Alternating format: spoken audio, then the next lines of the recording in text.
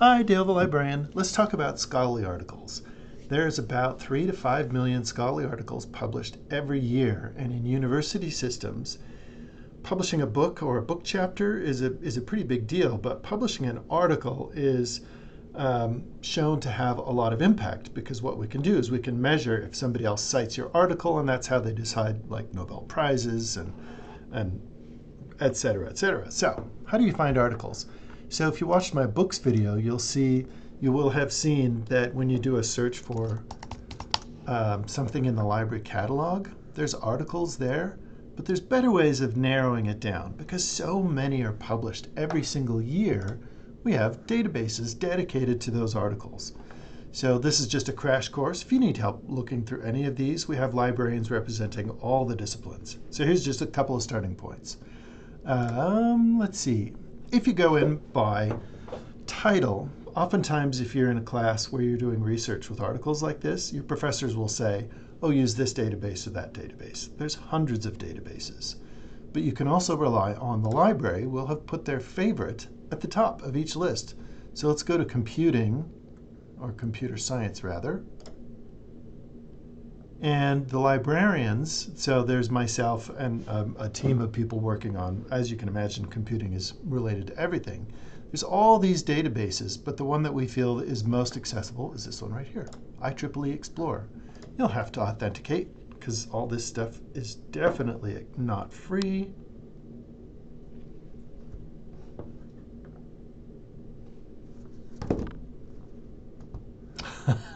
Then you'll be swarmed.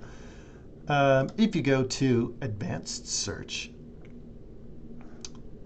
what it's looking for is it's going through the metadata. This is not a smart search, but this is something that's looking at keywords. So if you spell something incorrectly, you're not going to get as much. So for example,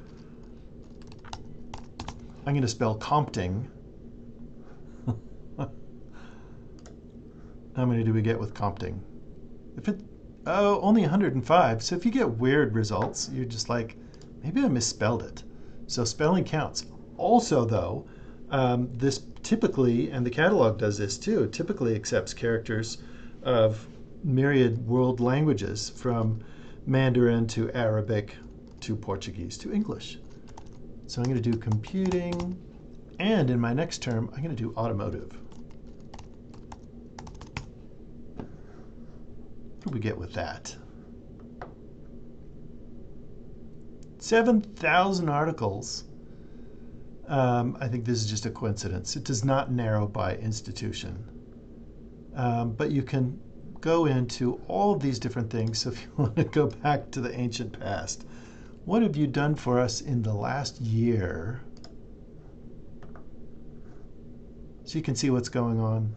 The cool thing is over here on the side, there's all these different things that you can go in and see, like who's the leading author, Hong Chen. You can see what places are doing the most. Looks like China's really rocking it. You can see the publisher, etc., etc., etc. If you find something that really catches your eye, what you could do is go in and see the words that they use. And we all know that you can use AI. So if you don't understand something but you're trying to learn it, you can go to AI and say, hey, I'm a computer science major, freshman, can you help me understand this? And then paste this in. We are already subscribed. But what you can do is go in and see the keywords. Whoa. So there's like a DDoS, that's interesting. Bluetooth low energy, which is kind of like they're both the same thing. Advanced driver assistance systems. That's what I want. I want like a self-driving car. If you find something interesting in their keywords, you can just click on it and it will do a new search for you for all those different things, etc., etc., etc. So that's one of the computer science databases. You can ask me for others, but that's a great place to start. If you want to go into other disciplines, let's go into business this time and see. I suppose we could go to, I don't know if we have an automotive engineering. Let's go to business. On this one, again, it's looking at a body of articles, but it's about a different discipline. So I'm going to do computing, and automotive. And I don't know if I have a date range. Typically, it's like after the fact you can look. Quantum computing and automotive. Oh, yeah, waterproof computer. That would make sense. So you can see there's a lot of overlap. This kind of reads like a computer science journal, doesn't it? But it's in a manufacturing, so it's not too far, but it's a different thing altogether. It's more of like a monetized version of something.